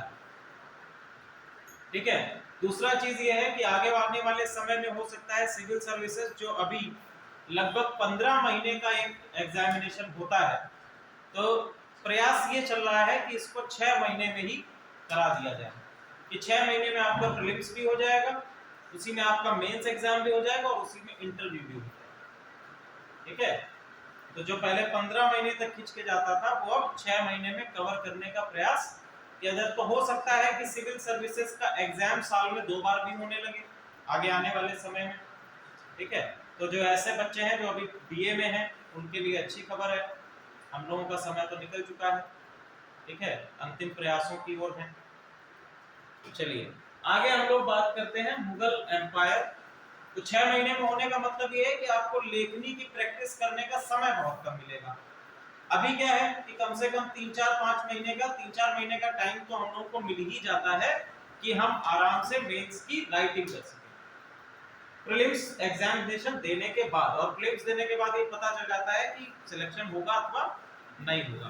ठीक है, तो एग्जामिनेशन की तैयारी करने का समय मिल जाता है, 2-3 महीने 4 महीने का मिल जाता है समय। उसके बाद 2-3-4 महीने का और समय मिल जाता है जिसमें इंटरव्यू की प्रिपरेशन हो जाती है। लेकिन जब 6 महीने का हो जाएगा तो आप लोगों को टाइम नहीं मिलेगा। क्या कह रहे हैं? कुछ शॉर्ट नहीं करेंगे, सिलेबस का प्रकृति वही रहेगी। ठीक है, एग्जामिनेशन की प्रकृति वही रहेगी, टाइम स्पैन कम कर दिया जाएगा। देखिए ऐसा है कि एक बहुत ही विगरस साइकिल बन जाता है। अब जो बच्चे 3 साल से मतलब 3 बार लगातार अटेम्प्ट दे रहे हैं तो उनके लिए, और हर बार जो है मेंस तक पहुंच रहे हैं, इंटरव्यू तक पहुंच रहे हैं, तो उनके लिए क्या होता है, एक असमंजस की स्थिति हो जाती है। क्योंकि लंबा साइकिल है, 15 महीने तक तैयारी करना और उसके बाद अचानक से नीचे आ जाना, तो ये बहुत ही विगरस हो जाता है एक छात्र के लिए। इसीलिए उनकी, और दूसरी चीज क्या है, इसमें जो रिपोर्ट आई है उसमें ये कहा गया है कि प्रति साल दर साल क्या हो रहा है, यूपीएससी में जो फॉर्म भरे जा रहे हैं उसकी अपेक्षा जो एग्जामिनेशन बच्चे दे रहे हैं उनकी संख्या में कमी आ रही है। ठीक है, हाँ, मेरिट भी कम होती जा रही है। तो उसको कारण ये बताया गया, इसका जो एक लंबा टाइम स्पैन है, कारण ये बताया गया कि लंबा टाइम स्पैन है, इसके कारण से यूपीएससी में फॉर्म तो भरे जाते हैं लेकिन छात्र परीक्षा दे अटेम्प्ट नहीं लेते हैं। अगर आपने फॉर्म भर दिया और आप परीक्षा देने नहीं गए तो वो आपका अटेम्प्ट नहीं गिना जाएगा। ठीक है, तो अटेम्प्ट नहीं ले रहे हैं, फॉर्म तो भर देते हैं लेकिन एग्जामिनेशन करीब आते आते ये लगने लगता है कि नहीं दे पाएंगे, नहीं कर पाएंगे, तो अटेम्प्ट नहीं लेते हैं। ठीक है, तो ये कारण माना गया, तो इसलिए इसका टाइम स्पेंड कम करने का प्रयास चल रहा है। सुप्रीम कोर्ट से हो सकता है कि 2-3 महीने में आ जाए, हो सकता है आ जाए तो बढ़िया रहेगा, नहीं तो कोई बात नहीं। ठीक है, तो हम लोग बात करी,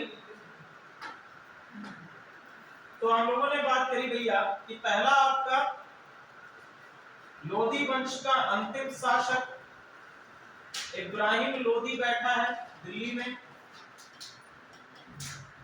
इब्राहिम लोधी बैठा है। दूसरा इधर जो है इब्राहिम लोधी का चाचा है दौलत खान लोधी। इब्राहिम लोधी का चाचा कौन है? दौलत खान लोधी। दूसरा आपका है राणा सांगा, मेवाड़ के रीजन में बैठे हैं। अब राणा सांगा इब्राहिम लोधी से हारने के बाद, खतौली के युद्ध में हारने के बाद अपना एक हाथ गवा चुके थे, तो इनको भी ये डर था कि इब्राहिम लोधी इन पर पुनः आक्रमण कर सकता है। तो ऐसी स्थिति में इन्होंने एक पत्र लिखा बाबर को, और बाबर को इब्राहिम लोधी पर आक्रमण करने के लिए बुलाया। ठीक है, अब आगे की कहानी हम लोग जानते हैं। सबसे पहला शासक है बाबर। ये भैया देखो मुगल साम्राज्य की एक छोटी सी पिक्चर है कि मुगल साम्राज्य में इस प्रकार से आपका क्या है, मीटिंग्स या हम लोग सभा ऑर्गेनाइज की जाती थी। बाबर जो है पहला रूलर है और he was also the founder of Mughal empire या मुगल साम्राज्य का संस्थापक। कौन है? बाबर। बाबर क्या है? मुगल साम्राज्य का संस्थापक है। इसने 1526 में इसकी स्थापना करी है और इसमें सबसे महत्वपूर्ण बैटल जो हमारी भारतीय इतिहास को बदलती है, भारतीय इतिहास पर पूरा प्रभाव डालती है, पहला पानीपत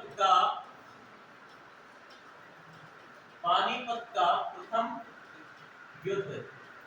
ठीक है, पानीपत का प्रथम युद्ध 1526 में, और केवल 6 घंटे के भीतर इब्राहिम लोदी की विशाल सेना को बाबर की सेना ने पराजित कर दिया। राणा सांगा ने जैसा कि कहा था कि हम आपकी सहायता के लिए अपनी सेना भेजेंगे, राणा सांगा ने अपनी सेना इस युद्ध में नहीं भेजी थी। ठीक है, फिर भी इसकी जीत के कारण क्या थे? कारण समझिएगा, पहला कि बाबर की जो युद्ध नीति है, बाबर की जो युद्ध नीति थी वो बेसिकली बिलोंग करती थी आपके पहाड़ी क्षेत्रों से। दूसरा, बाबर जो है अपने साथ में तोप खाना लेकर आया था। क्या लेकर आया है? तोप खाना लेकर आया है। तोप खाना भी क्या है? एक महत्वपूर्ण कारण है इसके बैटल को जीतने का। ठीक है, तो आप लोग देख पा रहे हैं कि बैटल सबसे पहले जो है पानीपत के युद्ध में सबसे पहली बार तोपों का इस्तेमाल किया गया था।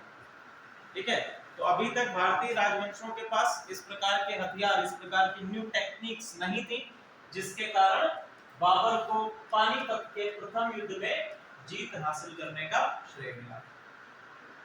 आगे हम बात करेंगे।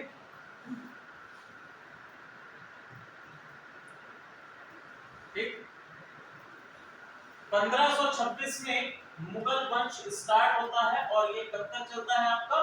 1857 1857 तक ये चलता है, जब अंतिम शासक बहादुर शाह जफर अंग्रेजों के द्वारा कैद कर लिए जाते हैं और उसके बाद मुगल शासन वहीं से खत्म कर। कुछ इंपॉर्टेंट रूलर्स हैं। सबसे पहला जो आपका रूलर है बाबर, बाबर के बाद नेक्स्ट आपका रूलर है हुमायूं। ठीक है, हुमायूं के बाद अकबर, जहांगीर, शाहजहां और औरंगजेब। ठीक है, इनको ग्रेट मुगल्स के नाम से जाना जाता है। ठीक है, ग्रेट मुगल्स। इसके बाद आते हैं लेटर मुगल्स। कौन आते हैं? लेटर मुगल्स। जितने भी आपके 1707 के बाद के मुगल हुए हैं उन सभी को क्या कहा जाता है?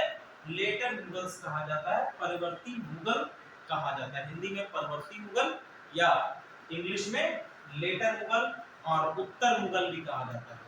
ठीक है, तो बेसिकली वो क्या थे? कमजोर शासक थे, ज्यादातर पपेट रूलर्स थे। उन्होंने बड़े साम्राज्य को जो स्थापित किया गया था मुगल वंश के इन शासकों के द्वारा, उसको मेंटेन नहीं रख पाया और अंग्रेज भी आ चुके थे। तो सबसे पहले हम लोग बात करेंगे जहीरुद्दीन मोहम्मद बाबर। उसकी सेल्फी है ये। ठीक है, जहीरुद्दीन मोहम्मद बाबर, इनका शासन काल है 1526 से 1530 एडी। ठीक है, सेल्फी निकाली गई है। आगे हम, हाँ बताइए क्या कह रहे हैं?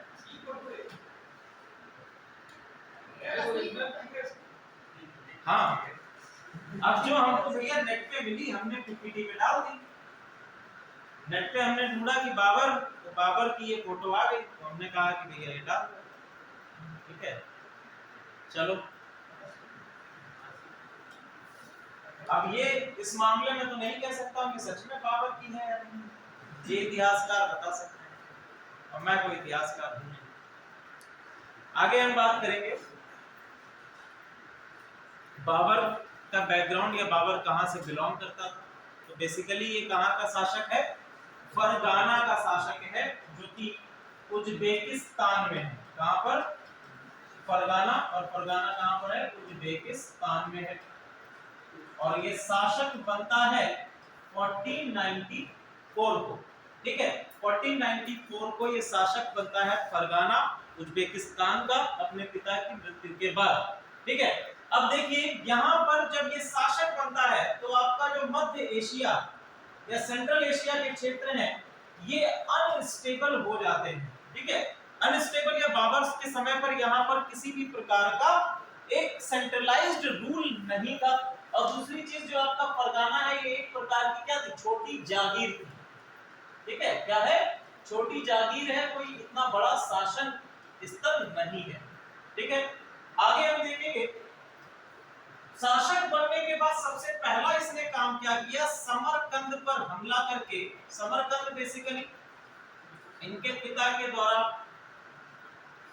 इनके पिता का शासन वहीं पर हुआ करता था, लेकिन समरकंद को उज्बेकों के द्वारा हासिल कर लिया गया तो समरकंद से इनकी फैमिली को निकाल दिया गया था। उसके बाद ये फरगाना में आकर बसे, वहां पर फरगाना का शासक बना, तो इसने समरकंद को पुनः लेने का प्रयास किया। ठीक है, और समरकंद को रिट्रीट भी किया, लेकिन कुछ ही समय के बाद इसको समरकंद छोड़कर जाना पड़ा। अब अपनी शक्ति को जब इसने दो क्षेत्रों में लगा दिया, एक तो क्या था कि अपने आप को अभी अभी शासक बना है, ठीक है, स्थानीय प्रशासन या हम लोग कह सकते हैं कि विद्रोह अपने उच्च स्तर पर है। दूसरी चीज इसने अपनी आधी शक्ति को कहां लगा दिया, समरकंद को हासिल करने में।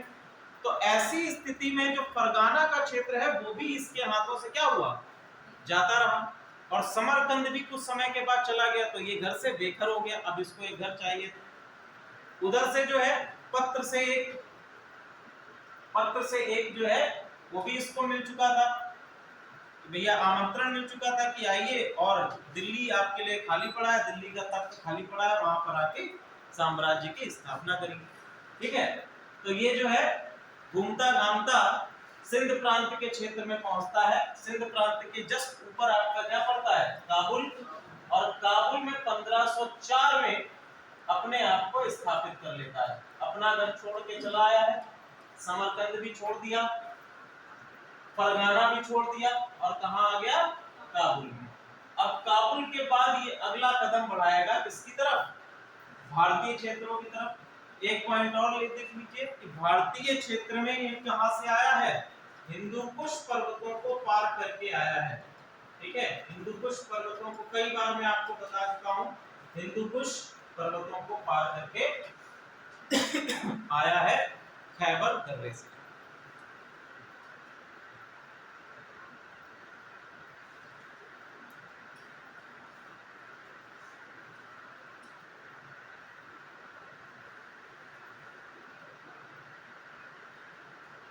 अब देखो ये हम आपको कहानी बता चुके हैं कि देखो सबसे पहला यहाँ पे क्या है, दौलत खान लोधी है। दौलत खान लोधी हमने आपको बताया था इब्राहिम खान लोधी का चचा है। ठीक है, और उसकी क्रूरता से तंग आ चुका है और इसने बुला लिया, इनविटेशन दिया। दूसरे हैं आपके राजपूत किंग कौन, मेवाड़ के राणा सांगा। ठीक है, इन्होंने भी इब्राहिम लोधी की अथॉरिटी से डरकर क्या युद्ध में हरा तो दिया ही था, लेकिन इनका हाथ चला गया, तो इनको पता था कि आगे कोई बैटल होगा तो उसमें जीतने की संभावना कम हो जाएगी। ठीक है, तो ये भी एक कारण था। बाबर को इन्होंने आमंत्रित किया युद्ध के लिए। ठीक है, अब देखो जब ये अपना कैंपेन आगे बढ़ाता है तो कौन कौन से क्षेत्रों में धीरे धीरे आगे बढ़ेगा। तो सबसे पहले 1517 में अपना कैंपेन इसने शुरू किया भारत की तरफ या हिंदुस्तान की तरफ। 1519 और 1524 के बीच में भेरा, सियालकोट और लाहौर, ठीक है, लाहौर तक ही आ गया। और फाइनली हम लोग देखेंगे कि 1526 में पानीपत के प्रथम युद्ध में किससे मिलता है, इब्राहिम लोधी से मिलता है। और इब्राहिम लोधी से पानीपत के प्रथम युद्ध में ये जीतता है और इब्राहिम लोधी को ओवरथ्रोन करके स्थापित करता है दिल्ली में मुगल वंश। ठीक है, इब्राहिम लोधी को अपदस्थ करके दिल्ली में मुगल वंश की स्थापना करता है। क्लियर है यहाँ तक। तो पानीपत के प्रथम युद्ध से क्या एस्टैब्लिश हुआ कि भारत में मुगल वंश की स्थापना। क्लियर है। चलिए, तो हमने आपको ये बताया था कि जो इसकी टेक्टिक है या युद्ध नीति है उसको क्या कहा गया है, रूमी। रूमी नीति, रूमी क्या है, ये एक प्रकार की युद्ध नीति है। या इसको हम लोग ऑटोमन युद्ध नीति भी कहते हैं, ऑटोमन युद्ध नीति। क्लियर? दूसरा चीज इसने क्या किया, इसने तोपखाना लाया था अपने साथ में, तो तोपों का प्रयोग किया। और अभी तक किसी भी भारतीय राजवंश ने तोपों का प्रयोग युद्ध में नहीं किया था। कितनी टेक्नोलॉजी अभी अभी आई, तोपों का प्रयोग किया। ठीक है, इसके बाद आगे हम देखते हैं, दिल्ली पर सत्ता स्थापित करने के बाद आगरा। अब देखो, कोई भी हमने आपको समझाया था, दिल्ली पर यदि किसी की सत्ता स्थापित होती है तो उसके बाद क्या करता है, साम्राज्य को स्टेबल करने का प्रयास करता है।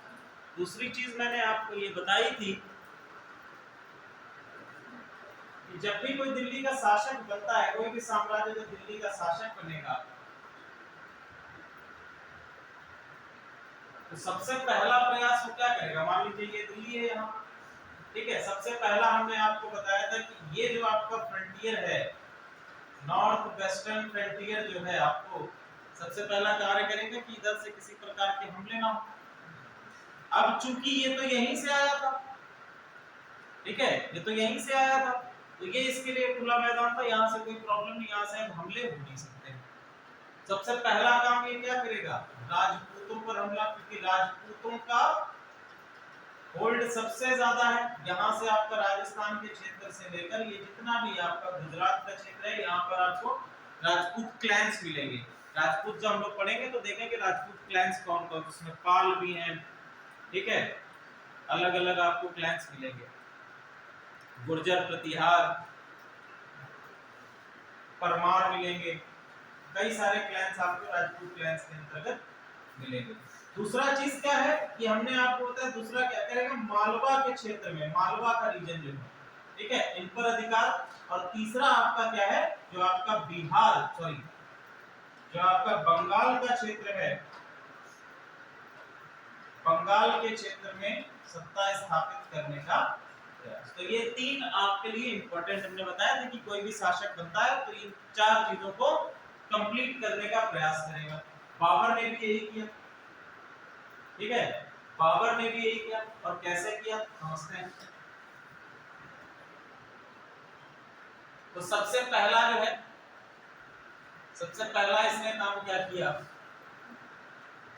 अब देखो, राणा सांगा ने इनसे कहा था कि भैया आप आओ, हम आपको क्या करेंगे, युद्ध में आपका साथ देंगे, हम अपनी सेना देंगे ताकि आप इब्राहिम लोदी पर विजय हासिल कर सको। हालांकि इसने 6 घंटे में ही इब्राहिम लोदी का काम तमाम कर दिया था, लेकिन फिर भी राणा सांगा ने उनके साथ जो इस प्रकार का बेईमानी करी थी, उससे भी अभी भी क्रुद्ध था। तो इसने सबसे पहला काम क्या किया, राणा सांगा पर चित्तौड़ में या मेवाड़ में इसने क्या किया, आक्रमण करके इनको विजित करने का कार्य किया। ठीक है, अब राणा सांगा और इसके बीच में एक बैटल होता है जिसको हम लोग कहेंगे खानवा का युद्ध। ठीक है, खानवा का युद्ध, जिसको हम लोग कहते हैं बैटल ऑफ खानवा। 1527 में ये बैटल हुआ था। ठीक है, इस बैटल, ये किसके किसके बीच हो रहा है, बाबर और राणा सांगा के बीच में। राणा सांगा इस युद्ध में पराजित होते हैं। ठीक है, और राणा सांगा चूंकि राजपूत किंगडम के राजा थे, और राजपूत किंगडम जो आपका गुजरात और राजस्थान, या हम कह सकते हैं कि आपका टोटल उत्तर भारत में जो एक वैभव राजपूत किंगडम्स को प्राप्त था, अब उसको हरा दिया इन्होंने। तो वैभव किसका बढ़ेगा, जब एक रूलर दूसरे शक्तिशाली रूलर को हरा देता है, किसी शक्तिशाली एंटिटी को हराता है, तो जिसने हराया है उसका प्रभुत्व क्या होता है, बढ़ जाता है उस पूरे ज्योग्राफिकल रीजन में। तो इस खानवे के युद्ध का एक और परिणाम क्या हुआ, इससे बाबर का सशक्तिकरण, या हम कह सकते हैं कि जो आपका उत्तरी भारत का क्षेत्र है, यहाँ पर बाबर का प्रभुत्व और बढ़ गया। जो छोटे छोटे किंगडम्स थे, जो छोटी छोटी विद्रोह उपज रहे थे, वो क्या हो गए, दबा दिए गए। ठीक है, जब भी कोई शक्तिशाली शासक आता है तो जो आपके विद्रोह होते हैं तो क्या होते हैं, अपने आप सप्रेस हो जाते हैं, उसके लिए कोई अलग से नीति बनाने की आवश्यकता नहीं पड़ती है। ठीक है, नेक्स्ट हम लोग देखेंगे एक और आपका है खान। अब देखिए खानवा के युद्ध में मेवाड़ राजपूतों की तो हार हो गई, लेकिन अभी भी राजपूत और भी सारे कई क्लैंस हैं। इसमें एक और क्लैन है मालवा में मैदिनी राय है, मैदिनी राय मालवा में। तो इनके साथ में अगला बैटल होता है जिसको हम लोगों ने क्या कहा, चंदेरी का युद्ध। ठीक है, क्या है, बैटल ऑफ चंदेरी, चंदेरी का युद्ध। तो ये युद्ध इसने कब लड़ा है, 1528 में। ठीक है, 1528 में क्या है, चंदेरी का युद्ध है।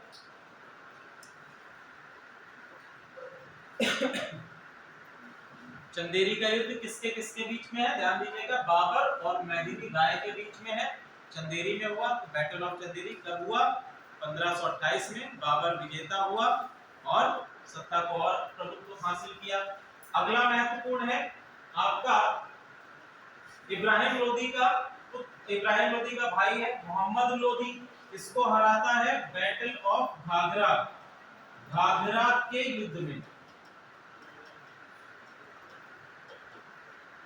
घाघरा का युद्ध 1529।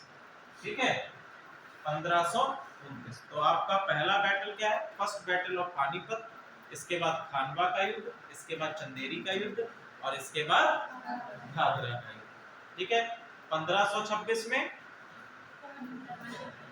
1527 में, 1528 में, 1529 में। वेरी गुड, ये क्रोनोलॉजी याद रखिएगा, एग्जामिनेशन में ये पूछ दी जाती है।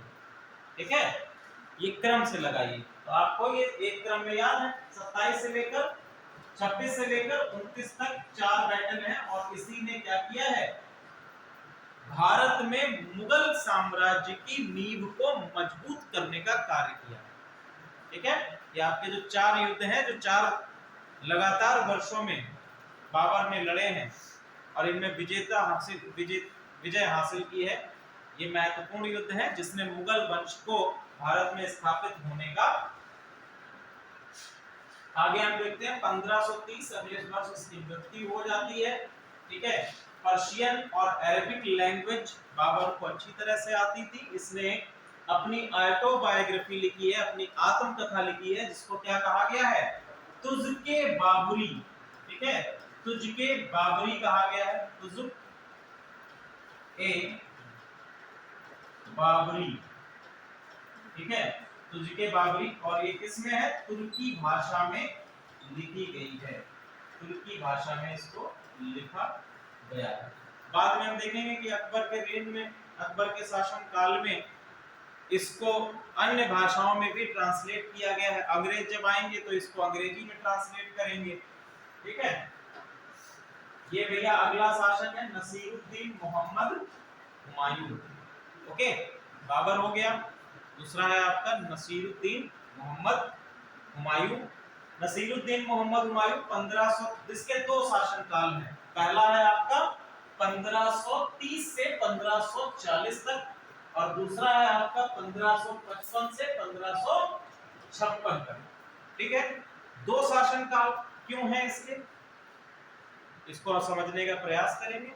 पहले जब ये शासक बनता है, हुमायूं का मतलब होता है भाग्यशाली, लेकिन जब ये राजा बना, जब ये शासक बना, तो इसका भाग्य पूरी तरह से दुर्भाग्य में बदल गया। ठीक है, पूरे अपने शासन काल में ये अपने आप को राजा के तौर पर स्थापित ही नहीं कर पाया, संघर्ष में इसका जीवन कटता है। ठीक है, बाबर की मृत्यु के बाद हुमायूं बनता है। हुमायूं का मतलब क्या है, फॉर्चून या भाग्य, लेकिन ये हमेशा ही अनफॉर्चुनेट या दुर्भाग्यशाली ही बना रहा। ठीक है, हुमायूं, देखिए हुमायूं के पिता जो बाबर थे, वो अपने आप को गाजी की उपाधि धारण कर रहे थे। अपने आप को क्या कह रहे हैं, गाजी। और गाजी का मतलब हमने आपको एक दिन समझाया था क्लास में, क्या होता है गाजी का मतलब, हमने आपको बताया नहीं था। एक होता है गाजी, एक होता है जिहादी और एक होता है, अरे देखो अभी ध्यान आएगा बता रहा हूं, ठीक है, आप हिजबुल, ठीक है, गाजी, जिहादी और हिजबुल। तो गाजी का क्या अर्थ होता है? ये आतंकवाद से नहीं संबंधित है। अभी हम हिजबुल कमांडर बोल रहे हैं तो उससे संबंध मान लेते हैं, ऐसा नहीं है। इसका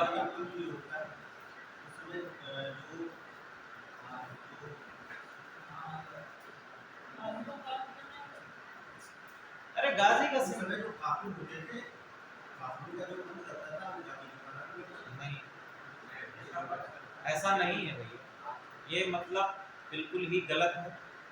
गाजी का मतलब होता है फियर्स्ड सैनिक, या हम कह सकते हैं एक सशक्त सैनिक।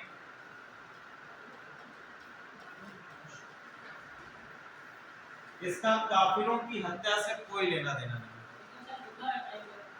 गलत लिखा है। जिन इतिहासकारों ने ऐसी बात लिखी है तो बेसिकली उस चीज को गलत तरह से लिखा है। जब भी आप इस्लाम धर्म के इन चीजों को उसको उठाकर देखेंगे,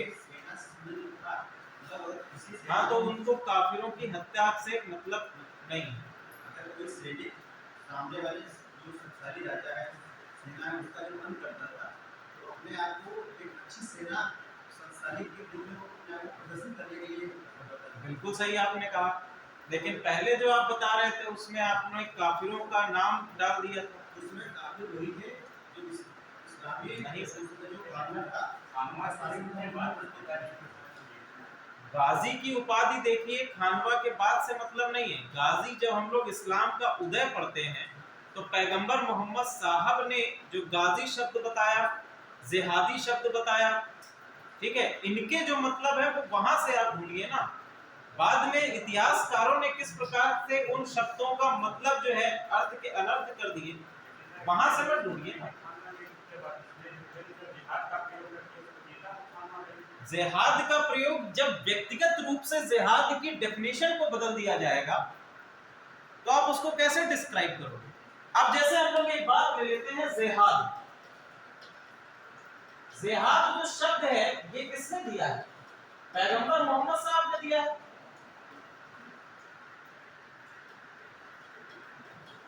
उन्होंने ही तो कहा था, जब मक्का से, जब आप लोग मक्का बैटल को पढ़ेंगे, मक्का का युद्ध जो आपका हुआ था, तो उसमें आप लोग जब पढ़ेंगे कि जिहाद की क्या डेफिनेशन दी गई है, तो जिहाद का डेफिनेशन क्या है? केवल और केवल कि अपने धर्म की रक्षा के लिए हथियार उठाना।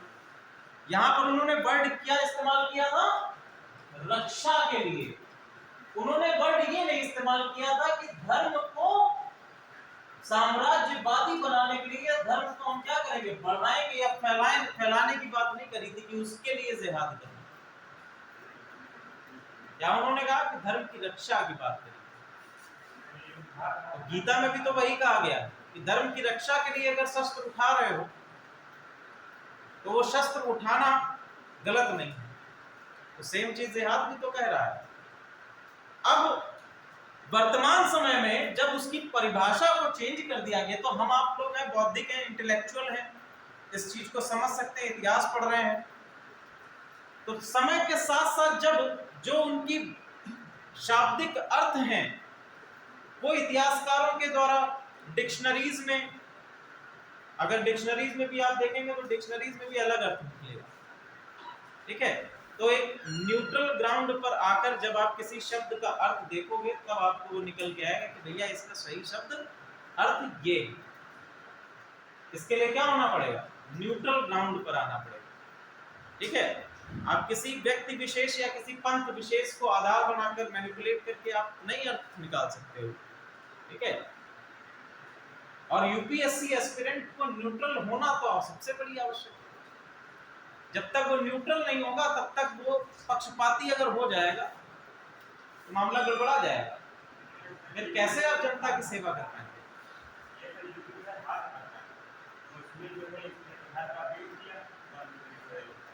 देखो यही चीज है कि जब कोई भी युद्ध होता है, जैसे अलाउद्दीन खिलजी है, तो अलाउद्दीन खिलजी भी आप लोगों ने मूवी में देखा ही होगा कि जब उसकी सेना पूरी तरह से थक चुकी थी, अब सेना युद्ध करने के लिए और जो आपका मेवाड़ में रुकने के लिए राजी नहीं थी, तो वो निकल के आता है और उसके बाद जो है पूरा जो है इस्लाम को लेकर, अब उसने देखो उसका व्यक्तिगत मैटर था, पद्मावती को हासिल करना चाहता था, ये उसका व्यक्तिगत मैटर था, लेकिन जब सेना को एकजुट करना हुआ तो उसने क्या नाम दे दिया, इस्लाम का नाम दे दिया, इस्लाम के लिए आपको ये युद्ध करना है। तो उसने क्या किया, उनके मस्तिष्क को मैनिपुलेट कर दिया ना।